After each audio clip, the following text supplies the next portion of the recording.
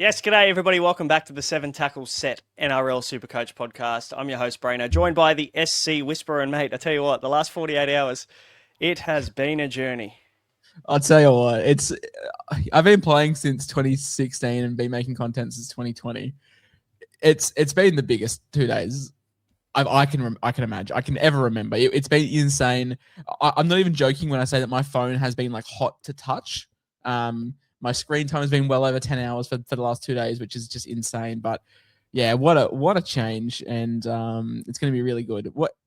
Great content planning by me. As people don't know, like I do all the content planning for 7 Tackle Set, and I spent probably a month planning out our entire content from now until the season, and it's just like great times. But mate, how are you?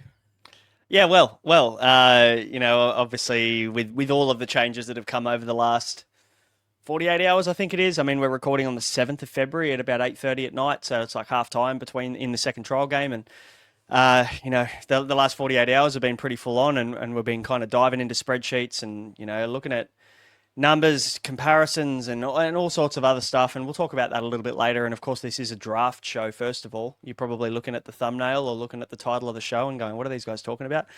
We are here to talk about draft. Now, I've been hard at work over the last 2 days trying to come up with comparisons. So, for anybody who does want those comparisons, we're going to reference a few of those in our shows as we go. So, of course, if you don't want to pay for them, we completely understand. You're going to see them drip fed throughout the shows in the coming month. In the lead up to round one. So, we do have the initial, obviously, averages from SuperCoach app. We also do have the new averages, thanks to Rugby League Fantasy Pro, who's done a fantastic job, Adrian, behind the scenes there on his website. Go and check it out. It's rugbyleaguefantasypro.com. Yeah, so go and check that out. We're lucky enough to have access to that. So, we've been able to put together a comparison of what these new numbers look like. So if you want all of those, you can go to his website. You can come to ours. Either way, you're going to find them. And we'll talk about what those differences look like. And you would have seen Aman and my show the other night. If you haven't, go and check it out. But you'll probably see us summarize the majority of those changes in that show. For this show, though, we're going to be talking about our consensus first round draft. Now, for those of you that are new to draft, obviously a very, very different format to classic. We're not going to be referencing money.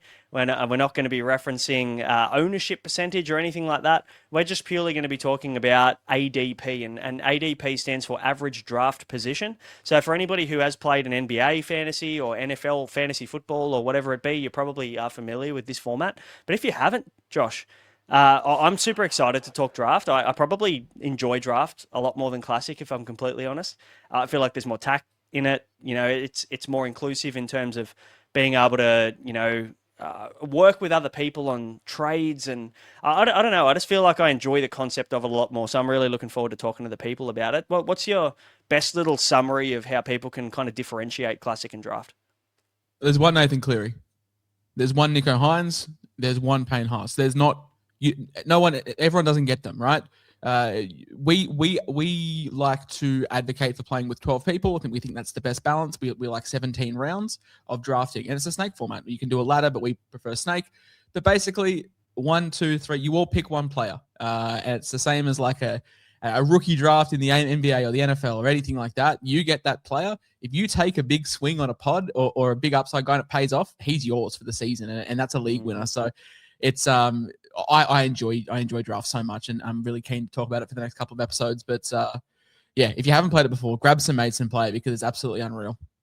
Yeah, absolutely. Unfortunately, all of our draft leagues are full. I'm sure yours are as well, Josh, if you're doing draft. And but yeah, grab some, even if it's free, grab some mates and jump on in. Maybe we'll put together, depending on how much interest we have, we might put together a free one where, we might do a draft where all three of us, me, you, and Maddie, hop in and just play with the people. We'll see how we go. But we're going to talk to you about the players that we believe are the first round picks, and we're going to tier them. So for anybody who hasn't seen our tier list before, we'll bring it up on the screen right now.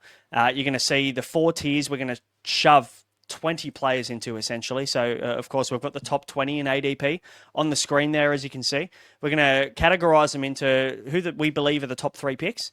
Then your mid-round value, probably from 4 to maybe 9, and then your late first-round value from 10 to 12, and then anybody who we feel is sliding into the second round.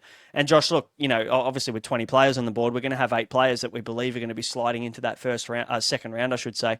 But it's not as clear-cut. Obviously, we've now got to factor in the new scoring. there are a little bit of adjustments that we do need to make off the back of that. You know, a Herbie Farnworth could become a little bit more valuable now to us, considering he gets a nice little bump. Are you looking at that already and starting to think about how this is all shifting already?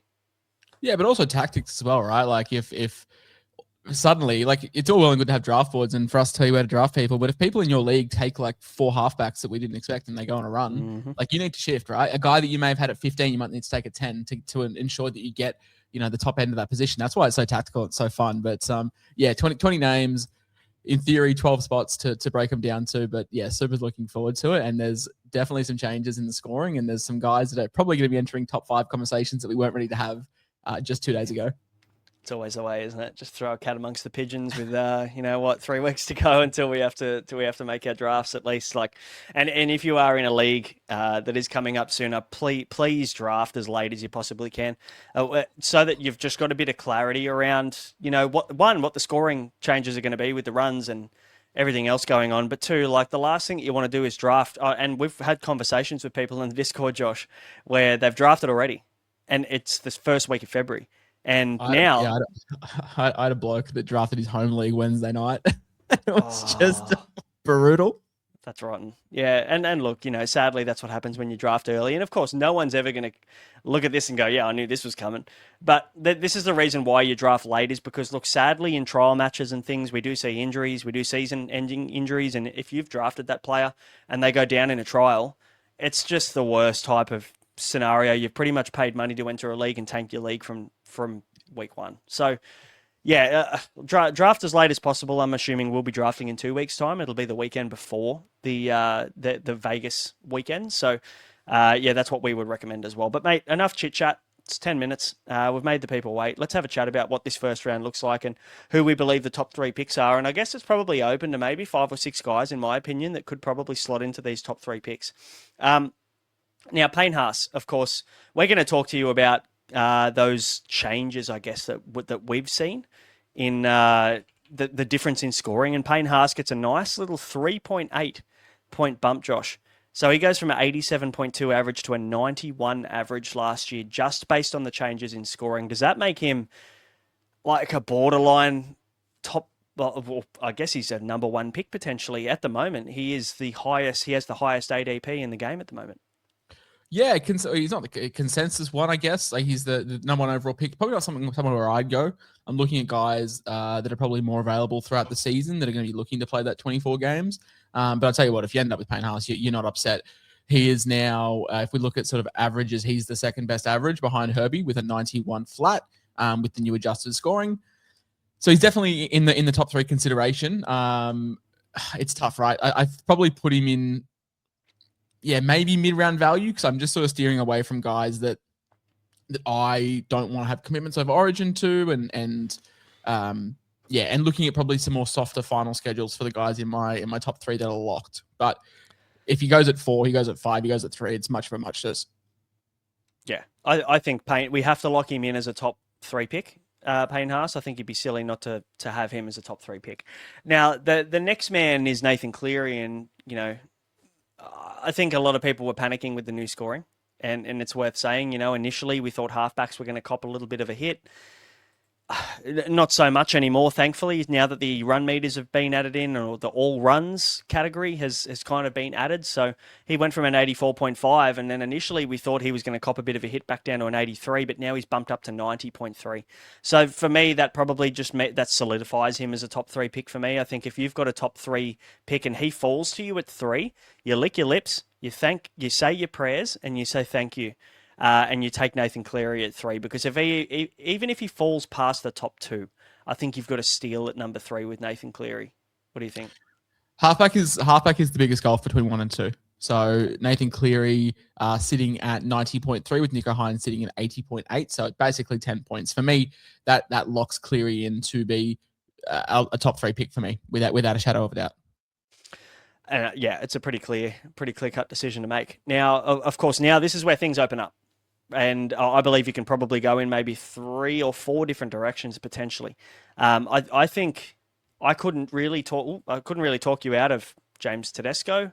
I can't really talk you out of the upside of Reece Walsh. Herbie Farnworth, though, he's starting to have a conversation I think that we need to have, because he has now technically, based on the numbers that we've projected, has the highest average from last season based on the new scoring system. And, for anybody that missed it, obviously centres are getting a nice bump because the last pass, for the most part, gets a try assist and the line break assist, and we've seen that a lot last year.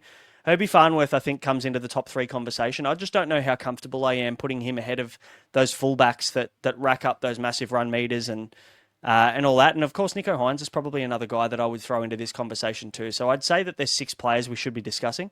Haas and Cleary clear, and then Teddy, Walsh, Herbie, and then Nicho Hines probably as the trailers. Yeah, for me, Herbie is still elite. I do think the regression is still there, but maybe regression now from 83 to 75 is more like 91 to 85, which is still putting him in absolute top tier territory. He's still underpriced, even if I think he regresses to an 85, which then makes our classic team builds very interesting because we had some pretty firm stances on him. But for me, I just think there's so many centers that are like considered elite in terms of the new scoring. We've got, if I filter by our spreadsheet, we have 1, 2, 3, 4, 5, 6, 7 centers that are averaging over 70. Obviously, Herbie being 91. But I just think with the regression on the cards very slightly, I'm okay to leave him to mid-round value. Obviously, no origin commitments for him, which is fantastic. So happy to chuck him in mid-round value. But I want to chat Teddy, because if I have the 101, my eyes are locked solely on James Tedesco. Played career best football last year, not a sniff of origin with Dylan Edwards in not good form. He obviously, we know that he is fantastic a ball player, so he's going to get these line engagement type runs that we're getting. He still came out very, very close to the top with, in terms of average 88.8 last year. Didn't take much of a hit either. So 88.9 and 88.8. So minus 1 point difference. But for me, it's just the durability that you get from him. It's the fact that he's not playing origin. But most importantly, the fact that people may not know about draft that they haven't looked at. Round 25 semi-final against the Tigers at Allianz Stadium. Round 26 at Allianz Stadium against the Dolphins. That is why I draft Tedesco at 1, because I think it's quite minimal between him, Cleary, Haas, Herbie, right? Yep. But I'm looking at a semi-final matchup against the Tigers where you and I, Tigers fans, if we're 12th in round 25 and we've got nothing to play for, that's a good season. I'm happy. I feel like we've got some stability. And the Dolphins in 26, they could be top 4, but it also could be a situation where they're 6th and they're just locked away in the bottom 4 of the top 8 and there's nothing to play for. And we saw last year that these points just get racked up in the end of the season. For me, Tedesco is my number 1 overall pick. So therefore, for me, he has to be a top 3 lock. Is a quarterfinal and semi-final a little bit of a deterrent for you? Are you worried about them playing the Bulldogs in round 23, which is the first week of finals, into the Panthers then at round 24? Is that any concern to you at all? Of course. But if you set your leagues up good enough and you win against the Dogs in 23, you do skip 24, you go straight into 25. So you're banking on that. Yep. It's not great, but for me, I think about grand final day. I'm planning to make grand final day. I would much rather have a tough matchup in the quarters and an easy one in the grand final than vice versa. So that's why. You'll notice there's actually no South Sydney players on here. There's very few Raiders players on here with South Sydney last year. Raiders players for us are a pretty hard avoid because they do have grand finals in round 26, which is when you should be setting your grand finals if you are draft commissioner. So look, obviously, pretty grim draw for the 2 weeks leading in, but when you get to the semi-final and the big dance, I couldn't have asked for 2 better fixtures. Yeah, and look, I'm fine with that. I think you know what you're going to get, and the floor's solid with Teddy. The floor is a 50. You're calling that a really bad game, to be fair, for James Tedesco. And I think, when you can lock away a Teddy, and I'd be taking Teddy over Walsh in draft. Of course, Walsh is a league winner, but at the same time, Teddy is also a league winner with a higher floor. So I'm happy to say top 3 locked are Haas, Cleary, Tedesco. And then from there, you've got some bloody good picks that are going to fall into that mid-range from 4 to 10. We talk about league winning as well. I think it's worth mentioning as well, like draft, you've got a lot of customization over your leagues. We recommend no captains because if you get the number 1 overall pick, you're drafting the best player in the league. I feel it's a disservice and an unfair advantage to be able to captain the best player. So we recommend turning captaincy off. So it probably eliminates that ceiling a little bit as well because you're not racking up double points for a 150 score. So the difference between Teddy and a Walsh in a 150 versus 100 is only 50 points with all things going well. So just keep that in mind as well for all your draft commissioners out there. Yep.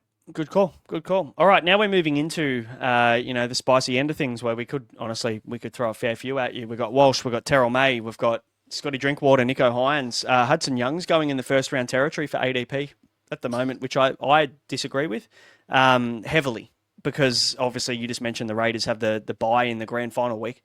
So maybe people that have drafted early haven't considered that. I mean, Dylan Edwards is also a solid pick there. It's maybe the draw is a bit of a deterrent. Jacob Kiraz, we've talked about our love for Jacob Kiraz. Like, all of these guys are now starting to talk about like falling into this first round. Where are you going from here? Where's your pick? I think we'd be really hard done by to look past Reece Walsh at this point in that kind of mid-range spot if he falls to you from 4 to 8 or 9. Yeah. Yeah, mid-range. I'm not loving it. I've been on record that I'm not a huge Walsh guy with Reynolds there. Personally, like I'd probably rather have May over him, especially when you're looking at I can guarantee you this is a 10th versus 12th fixture with nothing to play for in round 26. Cowboys versus Tigers at Country QBank. Terrell's been on record to say he wants to play less minutes, which we think is great from a PPM standpoint and a attack output standpoint as well. For me, I'm taking Terrell over Walsh, but yeah, I think Walsh for me personally is probably a late round first, more the 9 to 12, because I just got uncertainty over his thing with Adam Reynolds. If I knew Adam Reynolds wasn't playing this season, Walsh is my 101. Like it's so different. But for me, I'm okay to put him between mid round value and late round first, late first round, probably at the back end of mid round value when we end up re-ranking these. I think the Broncos play the Storm as well in the grand final week. So that's maybe a little bit of a reason to be a deterrent for your outside backs. Both very good defensive teams. If we get to the back end of the season, this is often where we see restings too, right, in grand final week, which just creates chaos. We know that the Melbourne Storm love to not rest on the final round. They always rest on the 25 or 26 week as well. So, potentially the Broncos and the Storm, they come in locked in at 1 and 2, or maybe they've locked in their spot and they've got nothing to play for. That's probably one thing you need to consider as well, is that these guys, these top tier teams that we believe to be top 4 teams in both the Broncos and the Storm, there's risk there that potentially you could see some of these big boys rest. So that's the last thing you need in your grand final matchup. Yeah, 100%. That's exactly what I'm thinking as well. But yeah, happy to chuck Reece in wherever you want. Mid-round value is fine. Then we can reassess at the back end. Terrell May. Yeah, this is where I think that he has to be going in mid-round value for me. I know it feels gross drafting a prop this high. We've spoken to plenty in previous years about draft content where we're just happy to pick the run of 50-point plotters in the sort of late teens when it comes to rounds. But yeah, Terrell's just, him and Payne are just a class above in terms of the drop off to Tarpany is like nearly 20 points. I mean, is the drop off to Keon that far? Like, we've talked about Keon in the front row averaging 83, I think it is. Like, is it really that far to drop off to Keon? Because I'm looking at the Tigers draw. They've got the bye in round 23 in the first week of finals for draft. Like, that sucks. And then they've got the Roosters in the semi-finals if you get that far. I mean, this doesn't really matter too much in terms of matchup for Terrell May. So, like, for a forward, it doesn't matter too much. But, yeah, the round 23 bye is kind of yuck. Obviously, they've got a round 1 bye, which I don't care about because it's draft. That doesn't matter. You've got him all year. But, yeah, I don't know. I'm just a little bit hesitant on whether, Keon potentially could be a guy that might even match or get close to Terrell May with a little bit of a minutes regression for May as well. I'd probably lean towards him maybe being late first round rather than mid-round. Yeah, but then with Keon, like, if the season goes tits up for South, like, what does Wayne Bennett do with him in round 21 when they've got nothing to play for and he's leaving? That's my only concern with Keon. Yeah. For me, I'm just backing in Terrell to have maybe 10 minutes less, but keeping a high PPM. So again, happy to re-rank him. Happy to put him at the top of late round first or the bottom of mid round value. Either or, we can reassess. Drinky is an interesting one because a perennial guy that's top 3 for like points scored, which is crucial, right, in draft. Like, it's not average. It's you have this guy all year. In Classic, you can trade people in, you can trade them out, but in draft, especially your first round guys, you're sort of locked into them. The only issue I have is the round 25 bye. That's the only issue I have. He is likely, I mean, your first round pick, you need them playing in semi-final draft football. So that's my only concern with Drinky. At the same time, he might help you make it to the final. They've got the Titans in quarters, and then look, if you're up the top of the ladder, great, you skip this game. But if you have to play it, they play the Eels in round 24. So 23-24 a gold, 25 bye sucks. They've got the Tigers in grand final week. So again, this is a really nice spot. I guess for Drinky, it's just you got to navigate that round 23 bye as you get into the finals period for the Cows. The round 25 bye, I should say, the semi-final week. But yeah, look, give me Jake Clifford, would you? Todd Payton, if you're watching, can you just let Jake Clifford start at halfback, and then I'll take Drinky in the top 3 if we get him there. Oh, 100%. Like we saw last year with the old scoring average, 90 with Clifford in the halves and Purdue at centre, and we saw the drop-off. Very interesting to see what happens with that combination, because Clifford played unreal today in the trial, and Purdue was fine, but it seems like there is a preference for Purdue, so very interesting. But yeah, for me, Drinky, with the uncertainty over the halves, with just the ceiling of these other guys in front of him, a guy that you're happy to take at 6, you're stoked to get him at 10. I think that probably tells us he's probably a late first round guy, top of late round first. Yeah, I think that's fair. And looking at Drinky's projected stats, 81.1 last year, and he's projected with the changes to be an 81.2. So pretty much matches exactly what he did last year. With the changes to the scoring, there was an initial big drop off, and then they added those runs back in. So if you can navigate the semi-final bye, happy days. Or you can maybe sort out a really nice trade at the back end of the year or something. Let's have a chat about one Nicho Hines, mate, because I think that I'm on record as a big Nicho Hines truther this year. I think he's going to be huge this year. I think the Sharks are going to go well this year. Talk to me about him in draft. How do you feel about him? Because of course he used to be a top 3 locked in guy that you just go, cool, it was Cleary 1, Nicho 2, and you just ride the season. Obviously things have changed since Braden Trindle's got a bit more of a priority there. But I think he's still mid-round value, in my opinion. Yeah, maybe. I just feel like with all the other benefits to the other halfbacks, the gap between him and like we always spoke about, it was Cleary, there was a gap, there was Hines, and there was a gap. Now I just feel like that gap between Cleary and Hines is even bigger, and the gap between Hines and the rest is getting smaller. We see a guy like Isaiah Cattell pick up 8 points near enough in value. We see Sam Walker pick up 4 points. We see Tom Dearden pick up 6 points. We see Reynolds now with the new scorings averaging 70. And we see Hines at 80. Like, I feel like there is, we've got 1, 2, 3, 4, 5, 6, 7, 8 halfbacks. Sorry, 7 halfbacks not named Nicho Hines averaging more than 65. So for me, I feel like the golf in halfback now is probably getting a little bit lower, where I'm not like desperate to take one of these top guys, especially these line engagements are through the roof, right? Like it's just such a good safety floor for these hands-on ball playing sevens. For me, that's probably where I'm like, I'm okay letting Nicho slide to like 10 through to like early second. For me, it's probably late first round. Only because, not because he's gotten worse, just because every other halfback's gotten better. And that's a draft strategy, isn't it? Where like, you look at positional value. You look at Harry Grant and Blake Brayley are so far and away better than anyone else in that position. Whereas now at halfback, I'm like, okay, well, Jayden Campbell's 5 points worse than Nicho.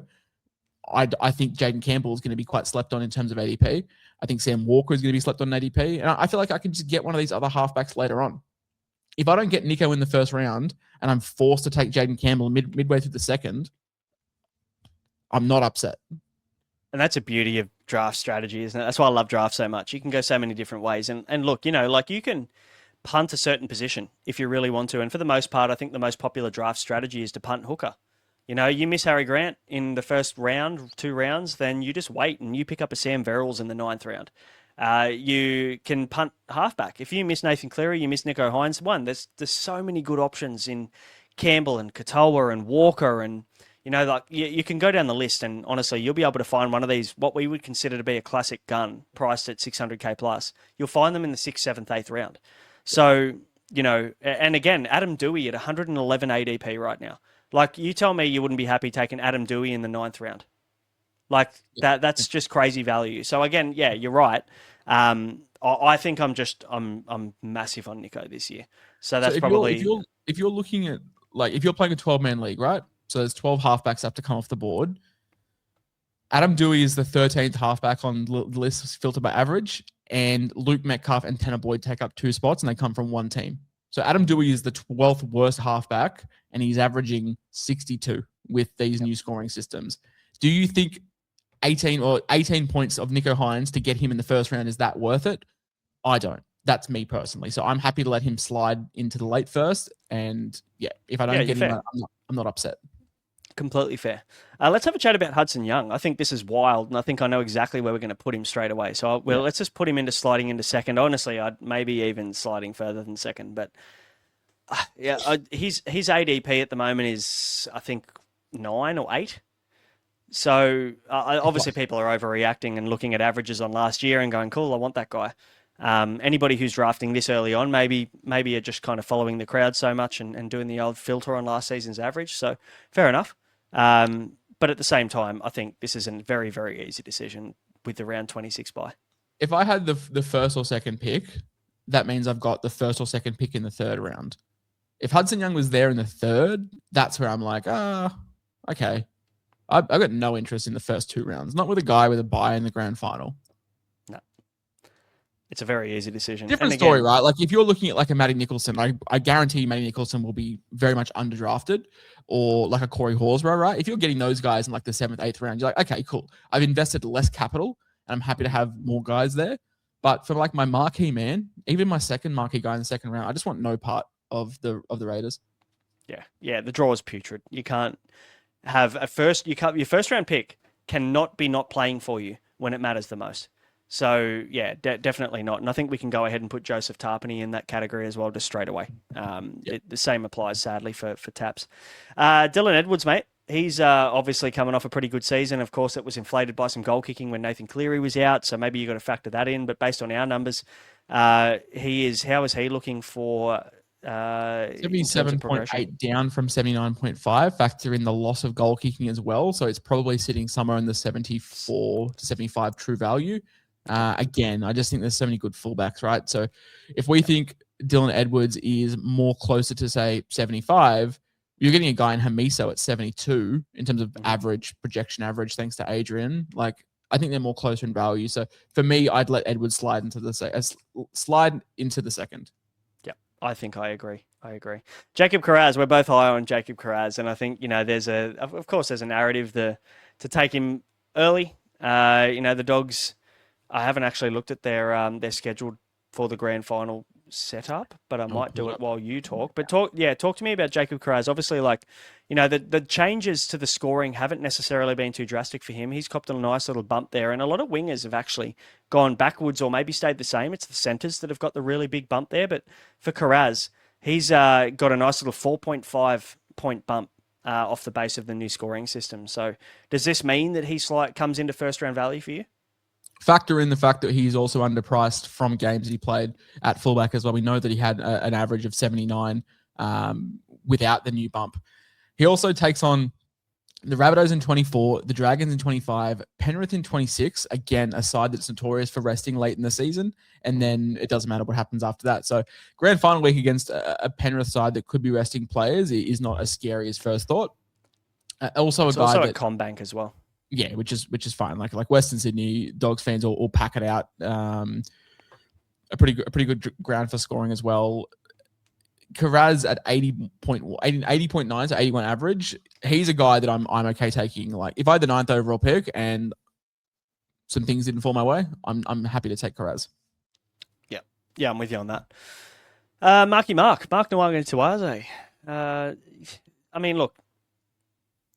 I don't know how I feel about him in draft. I don't necessarily feel like he's a first round pick in my opinion. But maybe there's a little bit of bias there from Classic. I think you probably need to check yourself before you walk into a draft setting and go, okay, like the way I feel about this player in a draft setup, in a Classic setup, of course, there's a price attached to that. So you've got to kind of remove that somewhat. I mean, I think he still averages mid-70s. I think he averaged 75 last season. So what does the new scoring look like? Good call, as I've just 76.4, so a 1.2 points. So honestly, it's negligible. Like there's really not much of a bump there for Marky Mark, as there isn't for most wingers in this new system. So Yeah, I'd probably tend to lean towards him sliding into the second round. Yeah, sliding second round for me, absolutely. We probably should have put another tier in here, which is like a no go. I would have chucked the Raiders boys in there. Yeah. But yeah, I'm looking at Kiraz, Hines, and Drinky. And Yep. do I think Mark is a better option than those guys? And I think it's a pretty clear no. Fletcher Sharpe, man. Fletcher Sharpe, obviously, right now in time of recording, is just absolutely tearing it up, lighting it up on fire. We're putting another one in as we speak. Yeah, we're doing it. Yeah, Let's go. Fletcher Sharpe in the trial is just absolutely carving up. So it's going to be a really interesting battle to see what happens between him and Sandon Smith. I'm of the opinion that Sharpe's just too good to be leaving out of the side, but I understand people's concerns over having no organising halfback. Again, I don't know. I trust Callum Ponga to do enough of that, so we'll see. But I'll tell you what, he looks unreal, and he looks like the clear 5'8" one if he is in this team, and I think it's quite clear over Munster. He looks like breaking the line every time he touches the ball, but there's just so much uncertainty. I'm putting him in no-go. Are we talking about Fletcher Sharpe? Yeah. Yeah, well, luckily we're talking about Dylan Lucas. He's not even close. Oh, I haven't even seen that. It looks very similar with my squinty eyes, tattoos, mustache. Cool. If we're talking about Fletcher Sharpe, I get it. No-go. Dylan Lucas, I think, is a very, very similar mold to Mark Tuanganitawase. Yeah. Good. I just think there's so much value at 2RF at the moment. And no jewel. That kind of sucks. I'll give you a hot one for anyone that doesn't pay for the Patreon. I'll give you a freebie. If you're not starting with Isaiah Yeo in your classic team, don't bother playing. Genuinely, yeah. I've said this a couple of times. He should be 80% owned, and I'm not even joking when I say that in terms of the numbers that he's putting up. But I think there is just other guys like that as well in that tier that 60 average last year. They could probably bump up to a 72, 73, which is where we saw Lucas be at his best. And I do think it's probably a very, very capped ceiling. I think Lucas is a guy that people will overdraft based off last year's average and not looking at the 2RF pool underneath him. Yeah, no, I completely agree with that. I'm with you. I'm with you on that. All right, we're at Cam Munster territory, and I'm looking at the 5'8" numbers at the moment, and when we're looking at the new projected scores, Munster hasn't really moved. DCE's moved a fair way. He's obviously not even being looked at, and it's Cam Munster conversation for now, 69.7. The only 5'8" to be projected to score more than him is Fletcher Sharpe at 75.5. So, again, Fletcher Sharpe is nowhere to be seen in these top 20 ADP anyway. I think Cam Munster, we've talked about the Storm in general. Their draw isn't amazing. They've got the Broncos in the grand final. They've got the Panthers in round 25. They've got a bye in round 24. So maybe that's why we're not seeing Harry Grant in the top 20 of ADP either, is because maybe people have cottoned onto that. But I tell you what, looking at this grand final fixture, of course, he might get you there, but I can tell you right now, he won't be winning you your grand final. You're not going to be looking at Cam Munster and going, thank God I drafted Cam Munster because he's just won me my league. Because when you look at the round 24 bye, the round 25 matchup against the Penrith Panthers, the round 26 matchup against the Brisbane Broncos, I don't think there is a worse draw in finals football at the moment. So sliding into second, I don't think he's not a no-go, but I think he's sliding into second for me. And this is the thing, right? So Cam Munster is projected to have scored last year 69.7. We look at a guy like Blaze Talangi, who was projected last year to score 57.9. So what's that? 11 and a bit points, right? The ADP between those two is ginormous. The ADP for Cam Munster is 20.7, so inside the top 2 rounds. And the ADP for Blaze Talangi is 90. That is 7 rounds difference for 11 points. And for me, that is just not worth it. I'm not paying the 5'8" 1 or 2 premium when there is guys within 10 points. Ethan Strange, Blaze Talangi, Matt Burton. Fan of the show, Luke Brooks, 52. Luke Brooks had a big uptick. He's 52, so he's only 17 points behind. And I guarantee you Luke Brooks is probably going to go undrafted. And that's the thing, right? When you're looking at it week to week, you're like, okay, it's 17 points. It's not a huge amount when you can make up for it elsewhere. For me, if Munster goes in the first 2 rounds, considering the depth of mid 5'8" there are, and his horrible final schedule, I'm very happy. And also if you draft Cam Munster and he starts the season averaging 90 across the first 6 weeks, just find any sucker in your league Trade. that'll take him because you'll get a good premium. Just get off him. Yep. Agreed. Are we putting him in no-go or sliding into second? You'd be happy if he dropped out of the second round. Because like, if he's there in like the third, I'll take him. But like, Of I'm not going out of my way to draft him. Sliding into the second, and if he's at the back end of the second, I'm like, okay, maybe. Jayden Campbell, look, Jayden Campbell's a gun. We love Jayden Campbell. I think, the Gold Coast are going to improve, mate. So, naturally they can't really get much worse. And looking at their final schedule, they've got the Cowboys in round 23, which is a pretty nice matchup. It's at home as well. They've got the Knights in round 24, which we would like to think is probably going to be a pretty handy matchup. They've got the Sharks in 25, but that one's at home at Seabus. And then their grand final matchup is against the Rabbitohs at Seabus. So there is a really nice run of home games there. I think 3 of the 4 finals games are at Seabus for the Gold Coast Titans. So for me, I'm looking at Jayden Campbell going, you know what? I think, and you mentioned you were worried about the gap closing between Nicho Hines and the next best halfback. Honestly, I think the next best halfback is Jayden Campbell. And I think he could get close. I'm high on Nicho this year, but I'm super high on Jayden Campbell as well. I would argue that you could probably take him late first if you wanted to, depending on how you feel about halfback and whether you just want to punt the position completely and just wait. Realistically, though, he's probably sliding into second.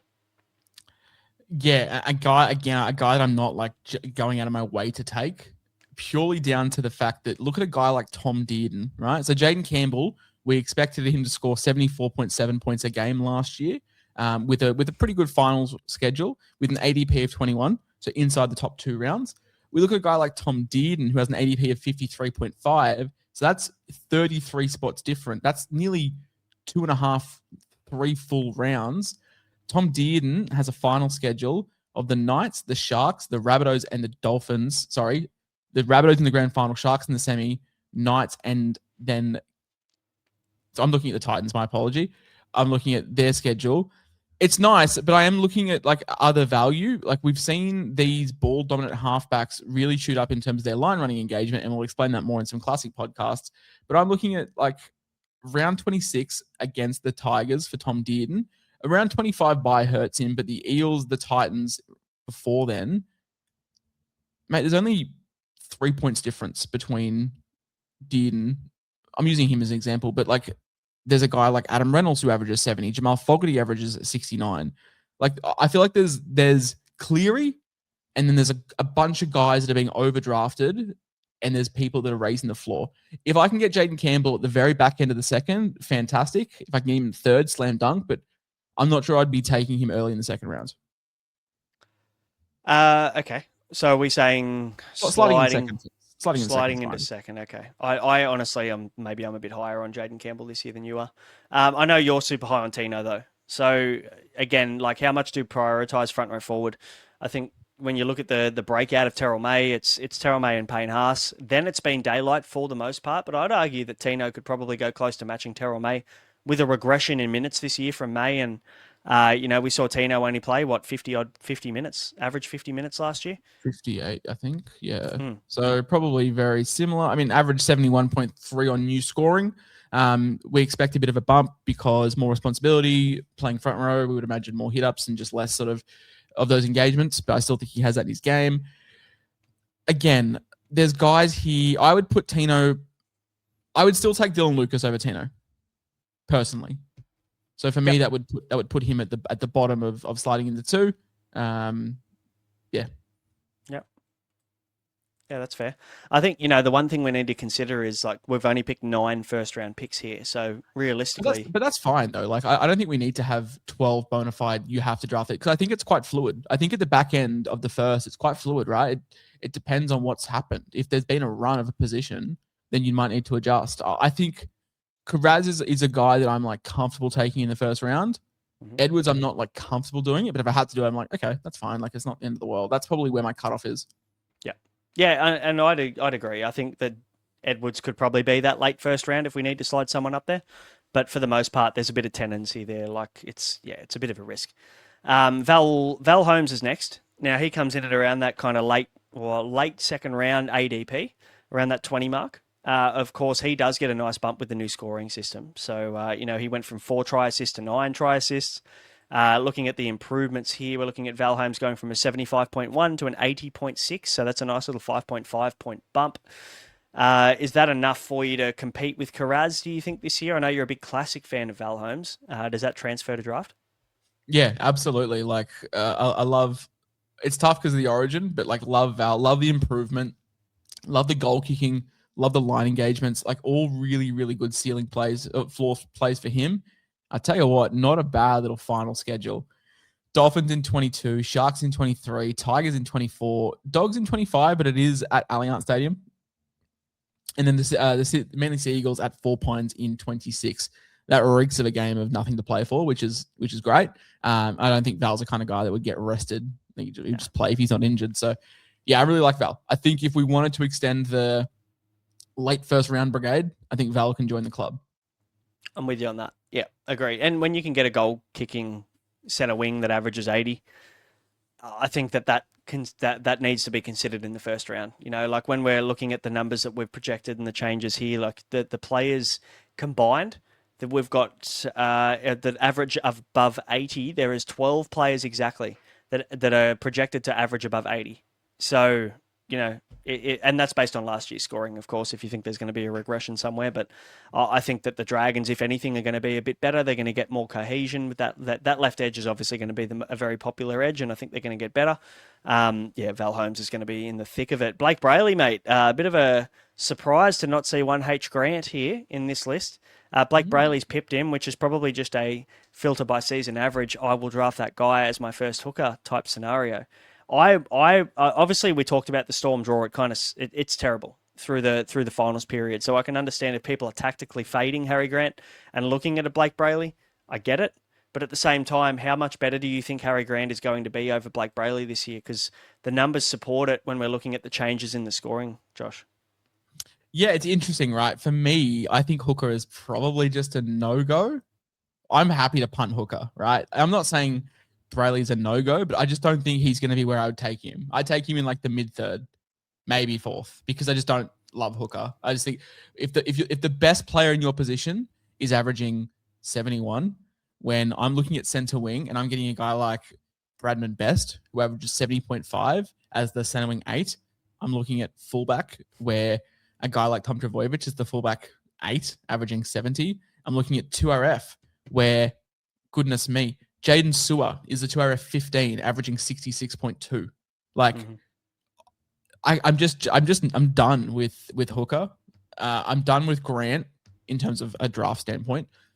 I'm not paying the premium to draft the number one player in a position when I can get Api Coruscant, who averaged 57. I can get Sam Verrills, who averaged 58. I guarantee you Sam Verrills is probably being drafted in like the 60s in terms of his ADP. I can get a guy like Reece Robson, who averaged 56. I can get a guy like Jacob Little, who averaged 50, playing about 6 minutes off the bench, undrafted. I mean, honestly, I'm a big advocate throughout SuperCoach drafts. You're a big punt guy. You just love punting. Punt hooker. Punt it. Get Pete Mamazelis with your last pick. Like, I genuinely do not feel like there is any upside at hooker at all. I feel like it is a wasted position in draft. I am taking guys, like you just said, I'm taking a Bradman Best at 60 average over prioritizing Blake Brayley for a 65. Like, it just doesn't make sense to waste such a valuable pick at the start of a draft to get a guy with such a cap ceiling. And look, Blake Brayley was great last year, but like, it just doesn't make sense to take him in the first 3 rounds.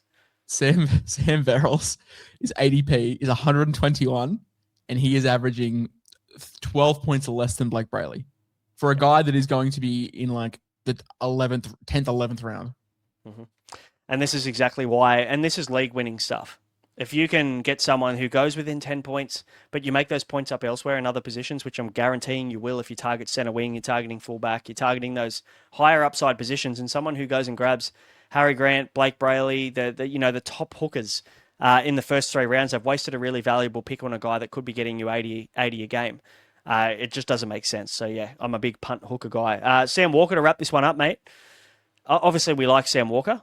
We think he's probably in for an uptick this year. But from a draft perspective, where are you taking him? Yeah, again, probably a guy that might be overdrafted just based off like vibes. But he's in a very similar spot to Isaiah. He's actually the same as Isaiah Katoa. He's within 4 points of Jamal Fogarty. He is, within 8 points of Jerome Hughes. A guy like, we were spoken about halfback. I think it's Cleary, and then it's just pick whoever when you need one. When it's starting to get thin. So for me, Sam Walker just slides into second, I guess, or no go, like whatever.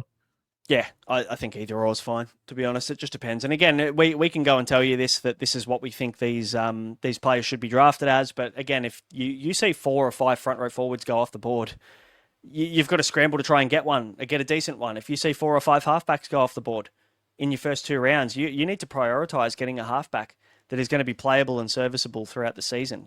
So you need to adjust throughout your draft as well, which I think is probably one of the most underrated things to be talking about for draft content. Is, looking at who's being taken. And if you know that no hookers are being taken at all, you can just hold off on that position. You look at no centre wings are being taken and 2 RFs are going off the board like crazy. You might need to prioritise 2 RF and then just leave the centre wing on the board that potentially that you are looking at, Josh, to grab in the 3rd or the 4th round. Yeah, and also just have a look, because on the SuperCoach app, like you can, or on the website, you can filter through like other people's teams in the live draft, and you can see where they're sitting, right? Like if we look at rankings in terms of like averages, Kalen Ponga is the fullback 10.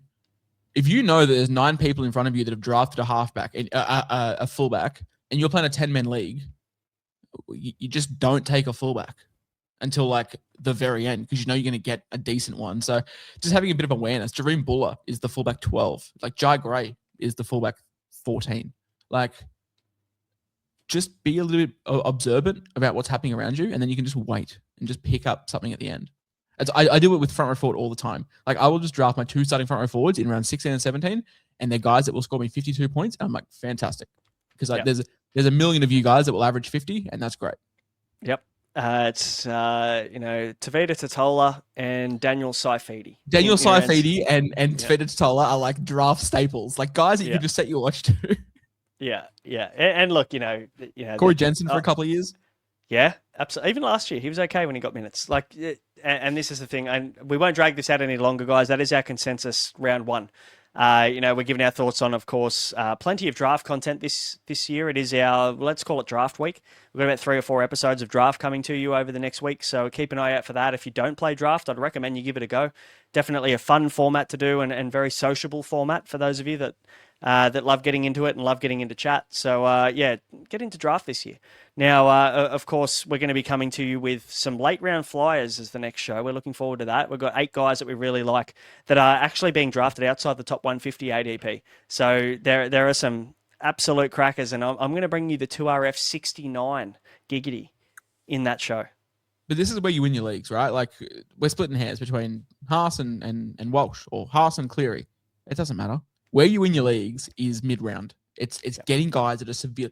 If you drafted Jermaine Hopgood like 3 years ago, his ADP was like outside the top 200, and if you got him in like the top 80, you won. So getting that right, that's going to be a really crucial episode. Really looking forward to it. For sure. Guys, hit the subscribe button so you don't miss any of those shows moving forward. Of course, we've got more classic content coming soon, but if you're a draft guy, we're not missing you. There's plenty coming over the next few days. Thanks for watching. Give it a thumbs up if you like the show, guys, and we'll see you for the next one. Catch you then.